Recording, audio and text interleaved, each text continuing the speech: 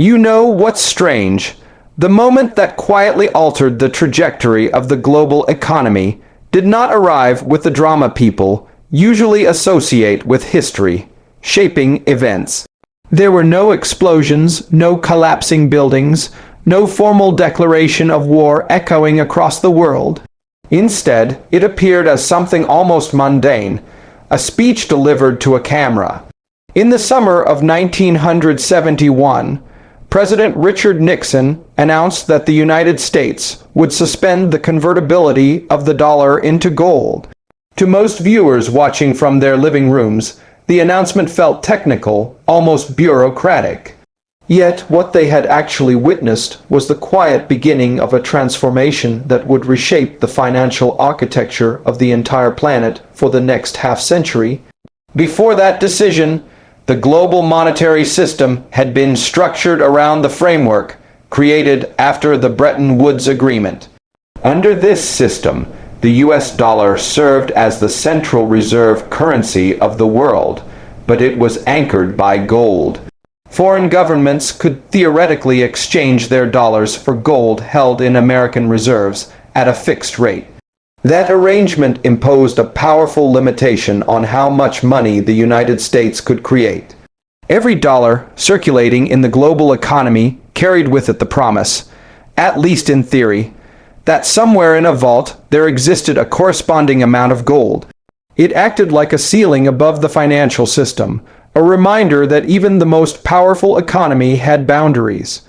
But by the late 1960s, those boundaries were becoming uncomfortable. The United States was funding large government programs, fighting an expensive conflict during the Vietnam War, and expanding its global influence. Maintaining the gold convertibility promise was becoming increasingly difficult. Foreign governments were accumulating huge quantities of dollars and occasionally asking to exchange them for gold. The pressure on American reserves grew steadily.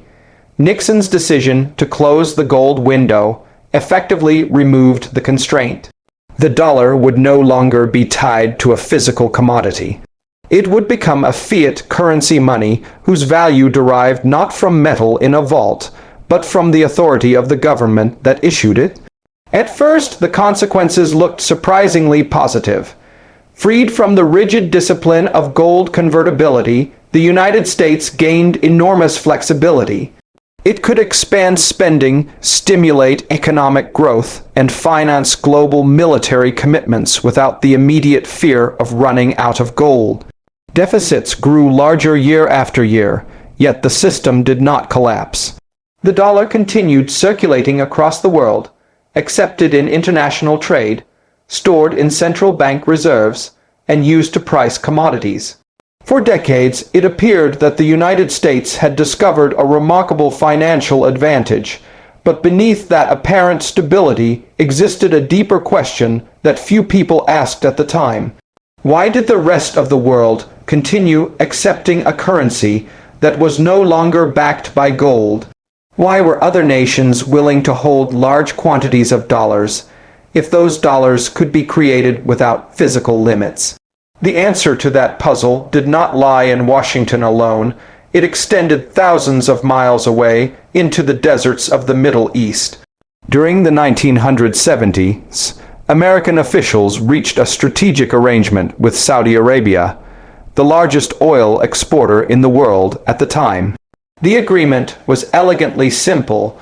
Oil, the most important commodity in the global economy, would be priced and sold exclusively in US dollars. In return, the United States would provide military protection and security guarantees to the kingdom. That arrangement gradually spread across the energy market, and it created what became known as the Petrodollar system. To understand the significance of that system, imagine the perspective of countries dependent on imported energy. Nations such as Japan, Germany, or Brazil needed oil to power their economies. But if oil was priced in dollars, then those countries first had to obtain dollars before they could purchase energy. The result was a structural demand for American currency across the entire planet. Governments accumulated dollar reserves, International companies conducted transactions in dollars, and global financial markets increasingly revolved around the American monetary system. Holding dollars on a large scale created another practical question for foreign governments. Where should they store those reserves? The safest and most convenient answer was to purchase U.S. Treasury bonds. Those bonds were backed by the American government, widely traded, and considered among the most secure financial assets available. As a result, something remarkable happened. Foreign governments began financing American debt not out of generosity, but because the structure of the global economy practically required it. This dynamic produced a powerful feedback loop. The United States spent more than it earned and issued debt to cover the difference. Other countries purchased that debt because they needed dollar reserves to participate in global trade. And because the world demanded dollars, the United States could continue issuing them without immediately undermining confidence in its currency. Decade after decade, the system reinforced itself. Over time, however, the scale of American borrowing grew enormous. Today, the United States carries federal debt exceeding $34 trillion. Numbers of that magnitude are almost impossible for the human mind to visualize. To put it into perspective, if someone spent $1 million every day without interruption, it would take thousands of years to reach a single trillion. Multiply that by more than 30, the sheer scale of the debt represents one of the most extraordinary financial experiments in modern history. Yet the absolute size of the debt is not the most important part of the story. The more interesting question concerns the system that makes such borrowing possible. The ability of the United States to sustain massive deficits depends heavily on the global demand for its currency. As long as governments, corporations, and financial institutions across the world continue to treat the dollar as the primary reserve asset, the American government can finance itself relatively easily. During the past 2 decades, however, a subtle shift has begun to emerge. Countries such as China and Russia started viewing the dollar system not merely as a neutral infrastructure for global commerce, but as an instrument of geopolitical power. That perception did not arise from imagination alone. Washington had increasingly used access to the international financial network as a strategic tool. Through sanctions, asset freezes, and restrictions on banking systems, the United States demonstrated that control over the global currency could translate into political leverage. For many years, most countries tolerated this reality because they lacked viable alternatives. Building a parallel financial architecture capable of replacing the dollar system is extraordinarily complex. But a dramatic event accelerated the search for alternatives. In 2022, Russia launched its invasion of Ukraine, triggering a sweeping response from Western governments. Among the measures imposed was the freezing of approximately $300 billion in Russian foreign reserves held in Western financial institutions. From the perspective of Washington and its allies, the move represented a powerful form of economic pressure. But from the viewpoint of many governments in Asia, Africa, and Latin America, the decision carried a different implication. If a major power's reserves could be frozen almost overnight, then any country's savings held in foreign financial systems might theoretically face similar risks. That realization encouraged a gradual but noticeable diversification of global reserves. Central banks began increasing their purchases of gold. Bilateral trade agreements appeared that allowed countries to settle transactions in local currencies instead of dollars. New financial institutions and payment systems started emerging outside the traditional Western infrastructure. None of these developments individually transformed the global economy, yet collectively they indicated a slow movement toward a more fragmented monetary landscape. This shift intersects with another critical reality. The United States maintains a vast global security network. Hundreds of military installations stretch across multiple continents. Alliances link Washington to nations throughout Europe, Asia, and the Pacific region. Maintaining this structure requires immense financial resources. Defense spending alone surpasses the combined military budgets of many other major powers. The sustainability of that security network depends significantly on America's ability to borrow cheaply. Low borrowing costs rely on strong demand for U.S. Treasury bonds. That demand, in turn, is connected to the continued dominance of the dollar in global finance.